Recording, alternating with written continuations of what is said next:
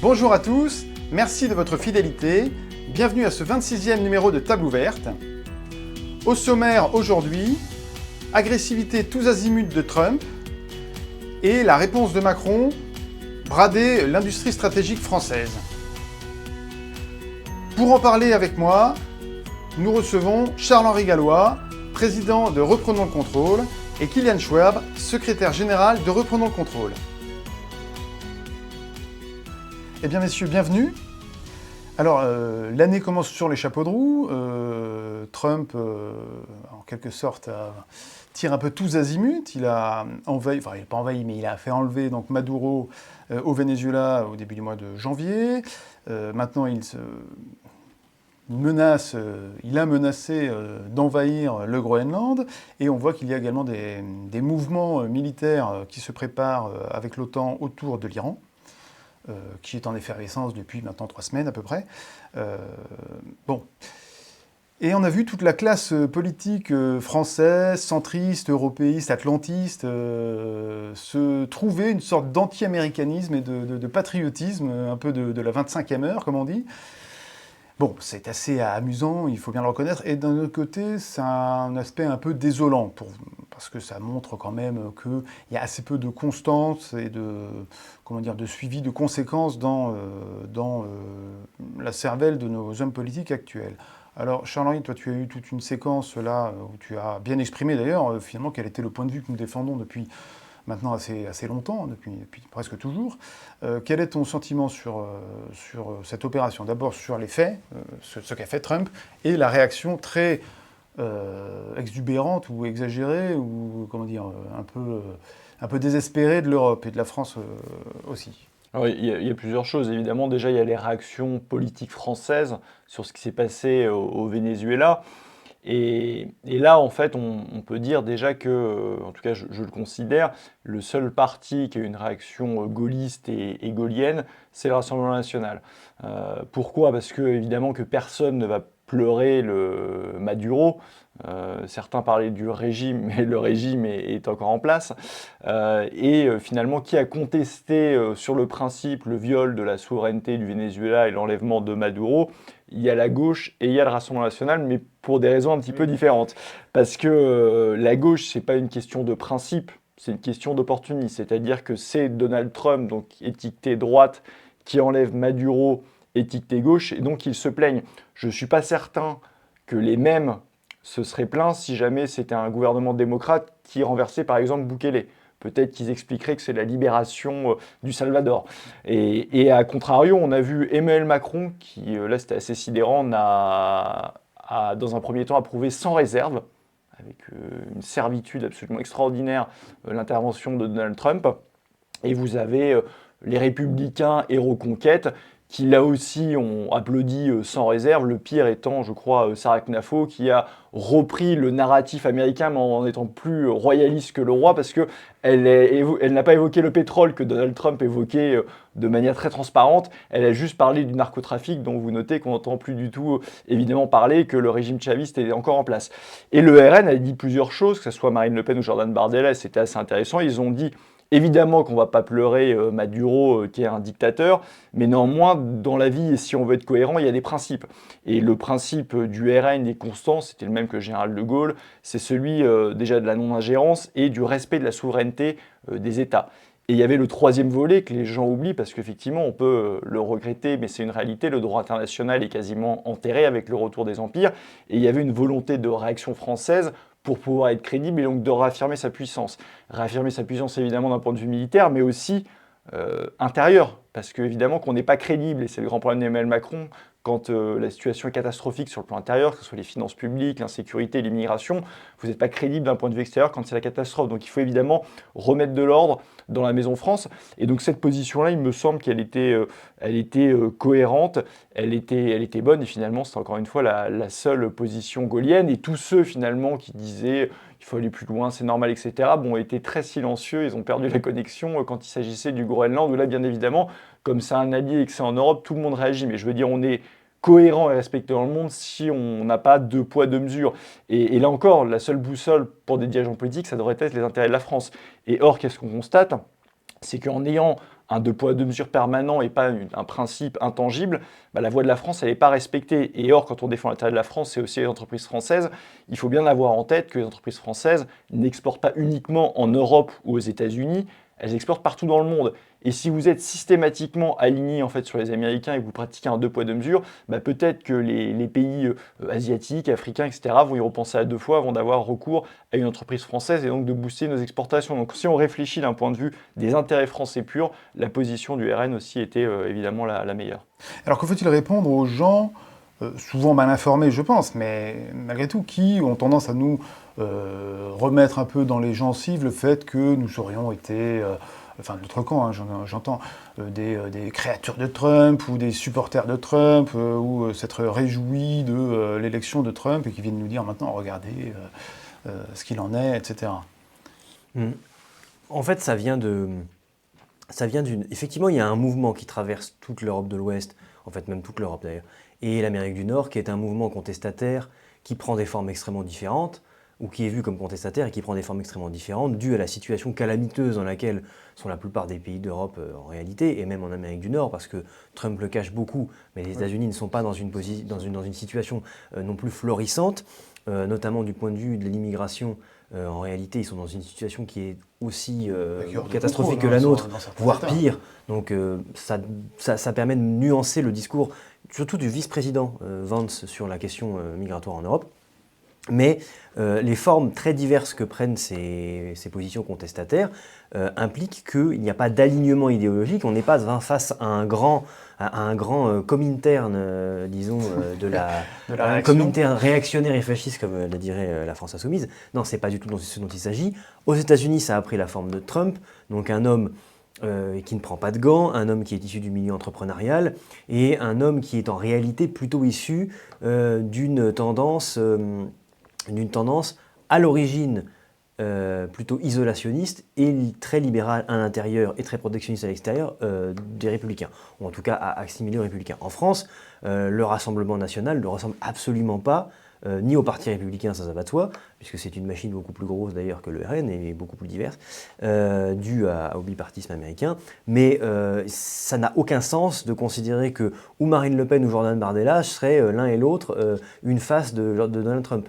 Les personnages n'ont rien à voir, les programmes n'ont rien à voir, les difficultés n'ont rien à voir, les contextes n'ont rien à voir. Même s'il y a effectivement des questions qui nous traversent, qui traversent tout l'Occident, on va dire ça comme ça, les réponses ne sont pas les mêmes. Et les intérêts nationaux ne sont pas les mêmes. Et il me semble quand même qu'on ne peut pas faire le procès au Rassemblement national de vouloir aligner les intérêts nationaux sur les États-Unis, sachant que c'est le parti qui défend l'intérêt national. À la fois, en tout cas dans sa communication, mais aussi dans ses propositions, et ensuite dans les institutions, puisque maintenant il est beaucoup plus présent qu'auparavant. Mais c'est vrai qu'il est intéressant de constater que, en fait, il y a des réponses nationales à des problèmes partagés par toutes les nations. Et évidemment, ces réponses nationales traduisent l'identité nationale, puisqu'on aime beaucoup souvent parler, mais finalement, l'identité nationale, on la définit aussi par ce qu'elle fait et par ce qu'elle fait dans les moments de crise. Et effectivement, ces réponses sont différentes. Donc, il y a des points de convergence, mais il y a aussi énormément de points de divergence. Notamment sur les intérêts immédiats, comme tu l'as déjà expliqué. Évidemment qu'on ne peut pas s'aligner derrière les États-Unis quand ils sont démocrates, mais même quand ils sont républicains, ça ne change pas vraiment grand-chose. Il y a une sorte de constante dans la position du camp souverainiste et national, c'est logique. Bien sûr, et puis il y a aussi, encore une fois, il faut voir les paroles, il faut surtout regarder les faits. Et les paroles, en fait, le RN, c'était le cas de tout le camp national, disait quoi? Ça n'a jamais été une béatitude devant Trump. L'idée était de dire que au niveau de certains combats, mais qui sont essentiellement des combats de politique intérieure, d'ailleurs qui peuvent avoir des conséquences indirectes culturelles, c'est-à-dire le combat de la lutte contre l'immigration ou contre le wokisme, peut avoir des répercussions indirectes, mais à la rigueur, c'est de l'interne américain, ça ne concerne pas les Français. Et quelle était la position dès le début? Déjà, c'est de ne pas être naïf et que Trump défendrait quoi qu'il arrive l'intérêt américain. Et Marine Le Pen et Jordan Bardella l'ont dit, je ne suis pas sûr d'ailleurs que les macronistes ou d'autres le disaient à l'époque. Et sinon, c'était de dire Trump, son premier mandat, contrairement aux démocrates, qui n'avaient pas eu d'intervention militaire majeure. Et il a fait campagne sur l'élection de son deuxième mandat, justement contre l'interventionnisme. Donc on ne peut pas deviner qu'il allait trahir ses promesses. Donc ça, maintenant, il faut prendre effectivement acte de ça. Évidemment qu'on ne peut pas être d'accord avec l'interventionnisme tous azimuts de Trump. Mais après, encore une fois, il y a les paroles, il y a les actes. Et moi, ça m'amuse d'entendre et de recevoir des leçons, des macronismes en patriotisme ou en trumpiste, alors que ce sont les mêmes qui, depuis des années, se comportent comme des laquais des Américains. Enfin, je veux dire, c'est le même Emmanuel Macron qui a vendu Alstom Energy à General Electric en 2014 quand il était ministre de l'économie. Quand il était ministre de l'économie, il y a eu également l'amende record des États-Unis infligée à BNP Paribas. Il n'avait pas bronché à ce moment-là.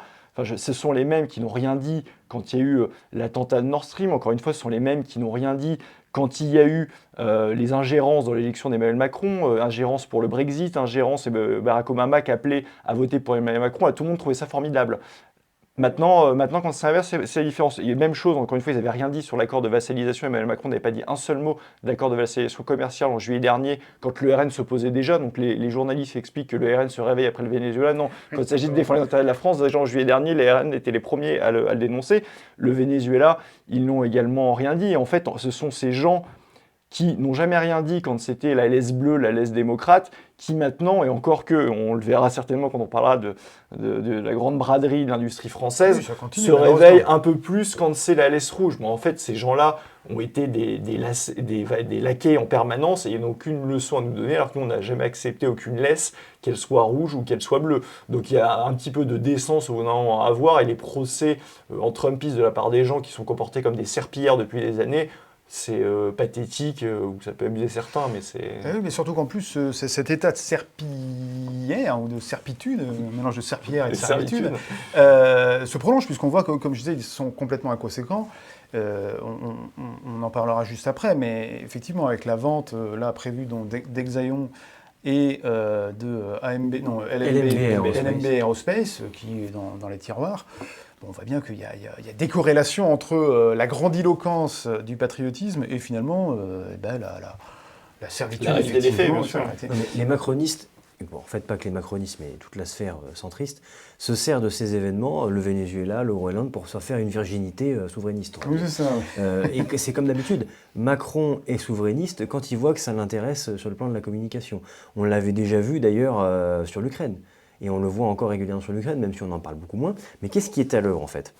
Ce qui se passe, c'est que les Américains, animés par justement l'intérêt, en tout cas par le gouvernement actuel, par l'intérêt national américain, considèrent que les alliés de l'OTAN, en réalité les protectorats de l'OTAN, ne sont pas fiables, ils sont faibles, ils changent de braquet systématiquement, ils n'ont aucune intention de faire quoi que ce soit pour favoriser à la fois leur intérêt national et, pense Trump, a raison d'ailleurs je pense, l'intérêt de l'Alliance, puisqu'en fait il considère que comme c'est plus un front prioritaire, celui en Europe, il faut que les autres membres de l'OTAN se renforcent. Bon, et donc Trump n'a pas, enfin les Américains d'ailleurs, pas que Trump, c'est un mouvement qui perdurera après, y compris si c'est les démocrates, qui a commencé avant. En fait, c'est un vieux mouvement qui a 15 ans. Les Américains n'ont pas confiance dans leurs vassaux, et donc ils ont décidé d'internaliser certaines questions. Pour le Groenland, ça passera par effectivement une annexion, alors sous différents statuts. Je ne crois pas du tout que la Groenland devienne un État de l'Union. On ne sait pas encore trop d'ailleurs ce qu'il en est. On verra, mais de toute façon, le Danemark, depuis le départ, probablement à son corps défendant, va céder et a déjà cédé sur la question groenlandaise, en tout cas autant que les Américains le voudront. Pourquoi ? Parce que le Danemark sait qu'il n'a pas le choix s'il veut continuer à bénéficier de la protection américaine. Nous, en France, et je pense qu'en fait c'est ce volet qu'a voulu actionner Emmanuel Macron, mais lui il l'actionne parce que c'est une éolienne et qu'il actionne à chaque fois qu'il y a du vent. Quand le vent souffle, il tourne. Voilà, quand le vent souffle, tourne.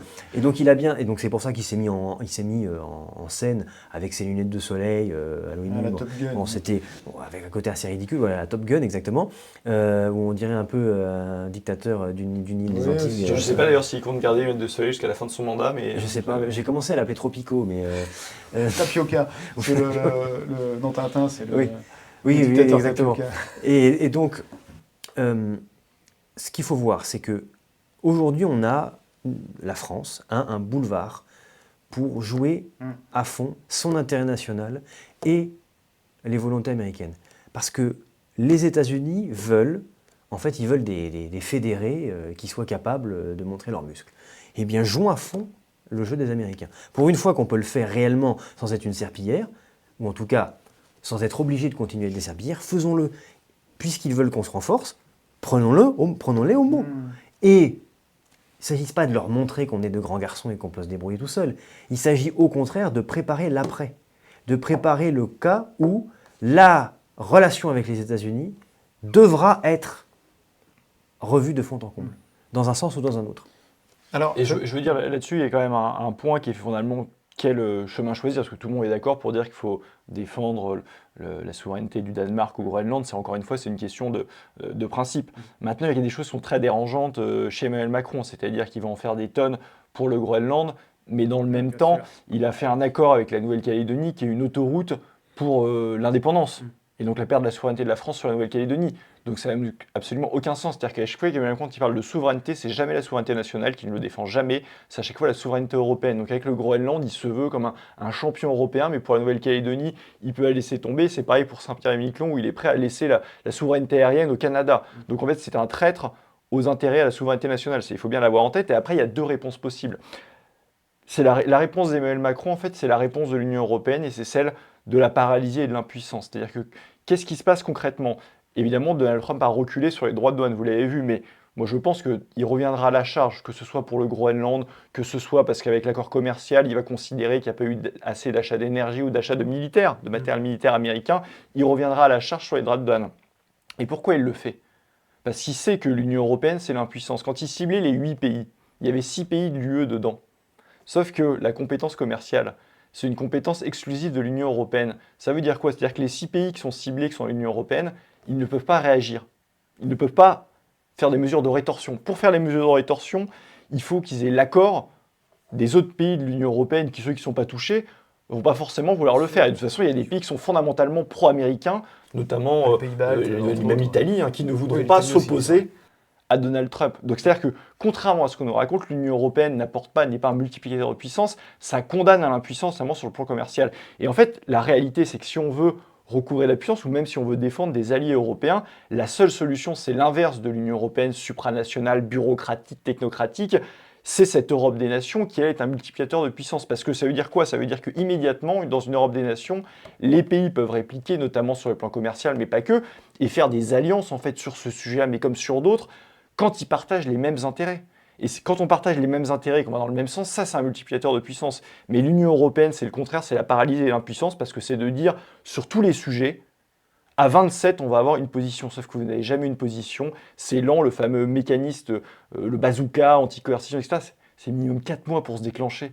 Mais en fait, les droits de douane de Donald Trump auraient été en vigueur depuis bien longtemps. Et donc, il sait bien en fait que l'Union européenne, c'est l'impuissance, et c'est pour ça qu'il les écrase. C'est pas plus compliqué que ça. Et d'ailleurs, il faudra voir ce qu'il a obtenu, parce que c'est le secrétaire général de l'OTAN, M. Rutte, l'ancien Premier ministre des Pays-Bas, qui a négocié directement avec Donald Trump. Moi, j'attends de savoir quelle contrepartie il a obtenu pour le moment. Il n'a aucune compétence pour négocier d'ailleurs. C'est la première chose qu'a dit Danemark. On a bien vu effectivement que sur la question du Groenland, il y avait eu des tas de réactions, mais aucune réaction de l'UE à 27. Il y a eu des réactions de certains pays, de d'autres entités, de d'autres groupes, de sous-groupes, etc. C'est là l'ironie, en fait, et là où Emmanuel Macron est pathétique, il défend en permanence l'Union européenne, mais même sur les trucs qui marchent, quand il veut avoir un peu de poids, même en Ukraine, la coalition des volontaires, en fait, c'est que des trucs d'Europe des nations, c'est que des nations individuellement. En fait, tout ce qui marche en fait en Europe, c'est quand ça vient directement des nations et les nations entre elles. Tout ce qui passe par l'Union européenne, ça paralyse. Et j'ai envie de vous dire, les seules fois où l'Union européenne va de l'avant, c'est pour le Mercosur et en violant les souverainetés nationales.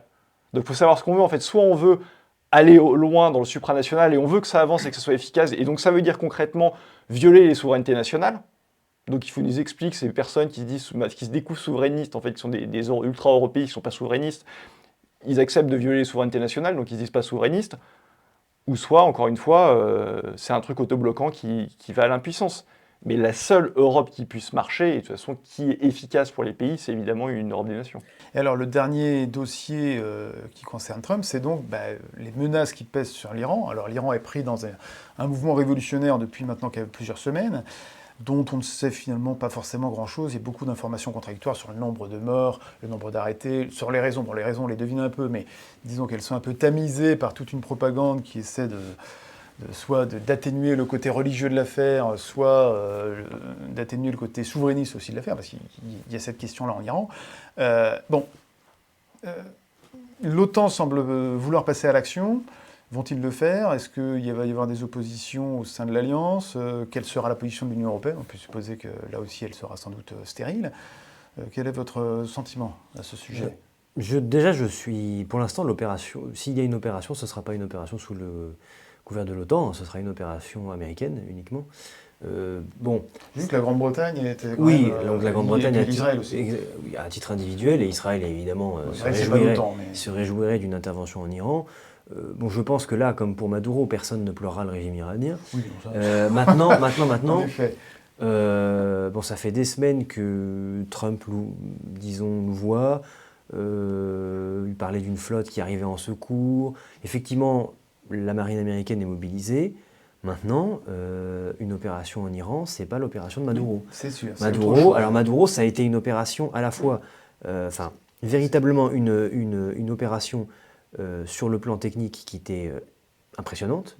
L'enlèvement d'un chef d'État étranger, avec l'assassinat de tous ses gardes du corps. C'est-à-dire sur le plan du hard power et du soft power. C'est un film américain, exactement. C'était la revanche et c'est pour ça que ça a été une opération vraiment... assez époustouflante du point de vue extérieur. Je ne dis pas que c'était une bonne opération, mais il faut reconnaître que c'était très impressionnant.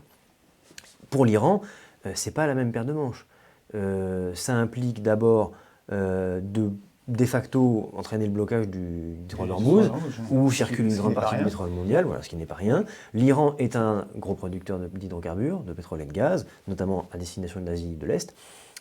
C'est les troisièmes réserves mondiales de pétrole. Si on considère que les Venezuela sont premiers, ce qui est déjà contestable.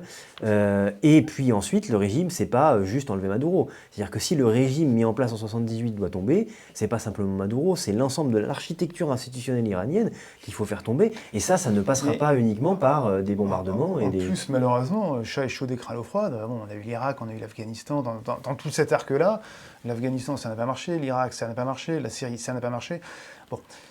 On ne s'attend pas forcément à une réussite, quoi. Oui, de prime abord. Effectivement, la réponse de l'Union européenne, de toute façon, on l'a évoqué, elle va être avant tout symbolique. Hein. Il fait état pour d'une résolution qui inscrirait les gardiens de la Révolution comme organisation terroriste. Bon, ça reste avant tout du domaine du symbolique. Donald Trump a un peu tergiversé, effectivement. Alors, il y a deux écoles ou deux lectures différentes des tergiversations de Donald Trump. Il y en a même trois. C'est la première, est-ce qu'il ne négocie pas directement avec le régime pour obtenir quelque chose, par exemple, sur la question du nucléaire. La deuxième hypothèse, c'était de dire qu'en fait, il attendait que justement son armada et son appui maritime arrivent aux abords de l'Iran pour pouvoir agir de toute façon, et qu'il fallait qu'il gagne du temps. Et la troisième lecture, c'est aussi que les acteurs régionaux, Arabie Saoudite, Qatar, mais même Israël, en fait, expliquent justement que c'est pas si évident que ça de renverser le régime, et surtout, il n'y a pas d'autorité constituée qui pourrait en fait se substituer à ce régime-là. Et donc c'est toute la problématique. C'est-à-dire que oui, effectivement, il y a un peuple qui est opprimé, mais derrière, qu'est-ce que vous faites une intervention? Qui vous mettez au pouvoir? Est-ce qu'il y a une opposition assez forte? Il y a la question du Shah d'Iran qui est mise en œuvre, mais bon, est-ce qu'il y a un vrai soutien populaire sur place? On ne le sait pas, c'est quelqu'un qui ne vit plus au pays depuis quand même des années. Il faut rappeler que les Pahlavis, c'est quand même une dynastie très récente, voilà, elle date de la fin du 19e. Donc quelle est la légitimité et je veux dire, l'aspiration du peuple à les voir, ça reste à démontrer. Donc c'est en fait toutes ces problématiques-là. Maintenant, c'est sûr qu'on ne va pas pleurer le régime des mollahs s'il tombe, mais encore une fois, là où c'est le plus efficace et c'est le plus pérenne, généralement, c'est plutôt quand c'est une révolution et un renversement interne. Et si ça marche, c'est justement qu'il y a déjà quelque chose de constitué pour parvenir à le faire. Une intervention extérieure américaine, au-delà du principe de respect de la souveraineté des États, c'est pourquoi derrière. Et est-ce que le chaos qui pourrait en résulter peut pas être problématique? Je pense que c'est toutes ces questions-là qui se posent et que se pose notamment Donald Trump, et ça peut aussi expliquer les tergiversations. Eh bien, bon, l'avenir parlera pour la situation en Iran. Évidemment, nous nous associons à la révolte populaire, puisqu'après tout, les souverainistes se doivent en quelque sorte de défendre aussi la souveraineté des peuples opprimés.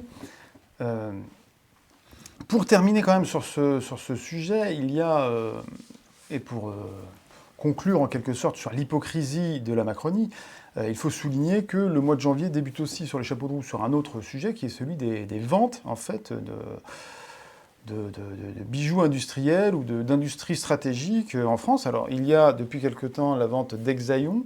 Alors Exaion était une filiale intégrée d'EDF consacrée au calcul, Donc c'est une grosse machine informatique, hein, pour faire simple, qui donc est en passe d'être vendue à un industriel, un industriel, un spécialiste du minage américain qui s'appelle Mara, et qui grosso modo se servirait en fait de ces serveurs-là et de l'énergie française pour miner du Bitcoin, mais en fait au bénéfice des États-Unis en quelque sorte. Ça c'est la première chose. Et on a appris récemment également que l'inénarrable, Roland Lescure, ministre de la souveraineté industrielle, alors on tombe des nues, hein, mais quand on connaît le curriculum du bonhomme, vient d'autoriser, alors il faudra peut-être préciser exactement comment juridiquement quelles sont les dispositions, mais vient d'autoriser en fait la vente donc de LMB Space Aerospace, j'ai du mal avec ce nom décidément, donc une entreprise en fait d'aéronautique qui a je crois une optique militaire aussi, une branche militaire. Bien sûr. C'est ça. C'est tout ça en fait. Voilà, donc encore une fois, donc après Thales, après tout Alstom et après tous ces joyaux qui n'ont eu de cesse d'être vendus, puis rachetés ensuite pour certains, mais à la découpe aux Américains, eh bien voilà deux autres actifs stratégiques français qui nous permettraient sans doute de reconquérir une place dans l'économie mondiale que nous avons perdue un petit peu, eh bien qui est complètement dépecée au moment même où on se plaint finalement de l'impérialisme américain. Cherchez l'erreur. Alors d'abord peut-être expliquer la situation de LMB. Oui, donc LMB c'est une PME en fait, hein. Il y a 75 salariés, donc c'est une petite entreprise qui fabrique des accessoires, en l'occurrence des ventilateurs, pour un certain nombre d'équipements militaires, notamment français. Donc c'est pour le Rafale, pour le Leclerc, bon, etc. Et en fait, ce qui s'est passé, c'est que LMB s'est déployé sur le marché américain, à peu près pour 30% de ses ventes. Et dans ce cadre, il a attiré la convoitise, on va dire, d'un fonds américain, d'un fonds de pension américain, qui veut donc en racheter, donc là, en l'occurrence, c'est la totalité du capital. Ce qui s'est passé, c'est que dans le cadre, donc, Bercy, enfin en tout cas le ministère de l'économie, a un droit de regard sur ce genre de cession, disons, sensible. C'est en vertu de la loi Montebourg, c'est ça ? Le mécanisme de protection des investissements étrangers. Voilà. Puisque c'est justement, ça a un trait avec la défense nationale. Et donc dans ce cadre, Roland Lescure prétend avoir négocié toutes les garanties pour la France, donc en l'occurrence qu'on appelle une action d'or, une golden share, c'est-à-dire une action qui permettrait de bloquer des décisions au sein de la société, et aurait obtenu, alors c'est l'habitude logorée des macronistes, nous avons obtenu le maintien des activités sur le territoire national, enfin en France, etc., pour une durée déterminée. Généralement c'est 5 ans, donc c'est entendu rien quoi en fait.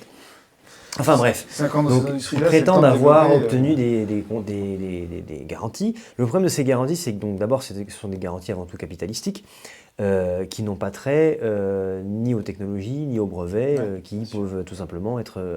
LMB peut finir par être liquidé, et les brevets appartenir donc à sa maison mère, qui sera donc américaine.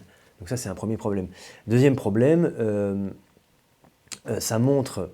et je pense que Charles-Henri continuera là-dessus, mais l'alignement, en fait, au fond, l'alignement moral de ces gens avec la soumission aux Américains. Puisque, grosso modo, conjoncturellement, c'est bien de se montrer avec ses lunettes de soleil et de de se montrer en défenseur du Groenland. C'est bien de dire que les Américains ne consultent pas leurs alliés, dont effectivement ils n'ont rien à faire. Et derrière, par contre, sur le plan structurellement, rien n'a changé. Structurellement, rien n'a changé puisque on voit encore des entreprises françaises être rachetées par des intérêts américains. Certes, ce sont des intérêts privés qui n'appartiennent pas ou qui ne sont pas liés directement au gouvernement américain. On sait très bien que les sphères industrielles américaines, et en particulier l'armement, est lié exactement. à l'État. On sait comment ça se passe. On sait qu'en plus, les États-Unis ont pour ambition d'intégrer au niveau, sur le plan des équipements, c'est-à-dire d'intégrer les équipementiers européens au système militaro-industriel américain pour accroître leurs ventes, et considérant que, en réalité, tous leurs alliés, vassaux, protectorats, devraient se fournir chez eux. Or, le gros point noir dans cette affaire, sur le plan stratégique pour les Américains, c'est la France. Oui, parce qu'on a on a conservé, on est les seuls à avoir conservé une autonomie. Dans une moindre mesure, industrielle. l'Allemagne sur le plan de certains équipements, mais bon, c'est bien plus mineur. Sur la France, avec, bon, d'abord son industrie, enfin son arsenal nucléaire, sa marine, bon, même si le système de catapulte Catobar là, du porte-avions, c'est américain, et sur le plan de l'aviation, est indépendante de tout système technologique américain. Or, le problème, c'est que là, avec LMB Aerospace, il y a effectivement des composants qui rentreront dans la fabrication du Rafale. C'est le problème qu'il y avait avec Alstom, en fait. Exactement, pour les turbines. Mais là, qui équipaient les c'est intéressant. Bon, déjà, il faut quand même resituer le pédigré aussi de Roland Lescure, qui est quelqu'un qui, en 2021, déclarait que la France devait partager avec l'Union européenne son siège au Conseil de sécurité de l'ONU. Donc, ce même monsieur qui, derrière, va donner des leçons de souveraineté, notamment à Jordan Bardella, quand il explique à juste titre que c'est un scandale de vendre LMB Aerospace, il est ridicule. Parce que c'est le summum de la traîtrise en fait de vouloir faire ça. Donc ça montre bien qu'il n'est pas du tout souverainiste ce monsieur, bien au contraire, il l'a montré tout au long de sa carrière. Et maintenant effectivement c'est quand même un fleuron qui est très stratégique parce qu'on a parlé, il y a les Rafales, il y a le porte-avions Charles de Gaulle qui a ces équipements-là, il y a les hélicoptères Tigre, il y a même les TGV, les Charles Leclerc, donc c'est beaucoup d'équipements militaires qui ont ce type de composants. Évidemment que se défausse avec les sauvegardes, etc., la fameuse Golden Share dont a parlé Kylian. Sauf que ce qu'ils oublient, c'est que c'est très particulier quand on demande des Américains. Parce qu'il y a deux mécanismes, notamment extraterritoriaux des États-Unis, où ce n'est pas le cas pour les autres. Il y a notamment l'ITAR, qui est un mécanisme de régulation américaine, qui est à partir du moment où l'entreprise est détenue par les États-Unis, même si elle est à l'étranger, ils ont un droit de regard sur les exportations. Donc ça veut dire quoi? Ça veut dire que demain, potentiellement, comme ça équipe nos Rafales, on pourra dire aux Rafales, vous ne les vendez pas à l'Inde, vous ne les vendez pas à tel ou tel pays. Et donc évidemment que ça pose des obstacles énormes d'un point de vue de la souveraineté. Donc sa Golden Share, elle ne défend absolument rien. J'ajoute aussi qu'il y a un autre mécanisme qui est le fameux Cloud Act, qui fait qu'on peut envoyer toutes les données, en fait, à partir du moment où ils possèdent une entreprise américaine, même si les données sont basées sur un territoire français ou européen, ils peuvent récupérer toutes les données de par la loi américaine. Et donc piller effectivement même en amont toutes les technologies. Donc c'est une traîtrise énorme, et alors que tous les mécanismes existent pour les bloquer. C'est d'autant plus absurde en plus que c'est Exaion a un cas différent qui est en perte mais qui a un potentiel. Oui, LMB c'est une boîte qui est rentable. Oui. Donc c'est-à-dire que c'est pas une boîte qui est en perdition, il faut absolument un repreneur sinon elle coule demain. C'est pas vrai. Donc c'est-à-dire qu'il y a une intention volontaire et délibérée d'accepter ça, alors qu'une boîte rentable, généralement vous trouvez des repreneurs, vous pouvez trouver des repreneurs nationaux, voire vous pouvez même faire une nationalisation temporaire, mais je pense qu'il n'y a même pas besoin, vu le complexe militaro-industriel français, vous pouvez avoir des repreneurs qui pourront faire du Safran, du Thales, du Dassault, enfin vous allez trouver. Donc ça montre bien que c'est une volonté délibérée, et c'est encore cet esprit de soumission vis-à-vis des États-Unis, et c'est assez pathétique. Et pour Exaion, c'est différent parce que c'est la fille à EDF de la blockchain, donc potentiellement c'est ce que tu expliquais, qui pourrait miner du Bitcoin. Mais ça, c'est en perte pour le moment, mais ça pourrait être stratégique pour la France. Pourquoi? Notamment à cause du marché de l'électricité de l'Union européenne. On a la problématique des énergies renouvelables qui sont prioritaires sur le réseau, et donc les centrales nucléaires font ce qu'on appelle la modulation. D'ailleurs, entre parenthèses, le gouvernement bloque un rapport qui explique que la modulation est catastrophique pour les centrales nucléaires. Il bloque la publication de ça, donc c'est vous dire un peu le degré d'honnêteté intellectuelle de ces gens-là. Et bien, pour pallier notamment à cette modulation, et comme on a des surcapacités de production à l'heure actuelle dans une consommation électrique pour les absorber en fait, vous pourriez utiliser effectivement les surcapacités électriques pour miner du Bitcoin. Ça pourrait rapporter de l'argent à EDF, et ça pourrait notamment aider à investir dans les réacteurs de 4e génération et les réacteurs nucléaires de demain. En fait, ils vont se séparer de cet outil-là. Donc ça montre bien que ces gens-là n'ont aucune vision stratégique, n'ont aucune vision de la souveraineté et de l'indépendance. Et d'ailleurs, ça me fait penser aussi où le gouvernement avait l'opportunité, c'était demandé par les élus de Guyane, de pouvoir faire de la prospection des hydrocarbures, parce qu'il y en a plein au large du Guyana. On se dit qu'au large de la Guyane française, il pourrait y en avoir. Ils nous parlent matin, midi et soir d'autonomie stratégique. Il n'y a pas plus fondamental dans la souveraineté que l'énergie. Et ben non, ils ne vont pas faire ces recherches-là, au nom de la loi Hulot, l'écologie, 2017, etc. Mais pour aller acheter du gaz naturel liquéfié aux Américains ou des hydrocarbures aux Américains qui sont plus polluants et qui vont plus loin, là, il n'y a pas de problème. Donc ça montre bien que ces gens-là sont des hypocrites qui ne défendent jamais les intérêts de la France et jamais la souveraineté nationale. Et d'ailleurs, sur Exaion, ce qui est terrible, c'est que dans l'accord de cession, une clause interdit à EDF de faire concurrence pendant une période, de faire concurrence au racheteur américain, je ne sais plus comment il s'appelle. Mara, voilà. Sur le territoire français.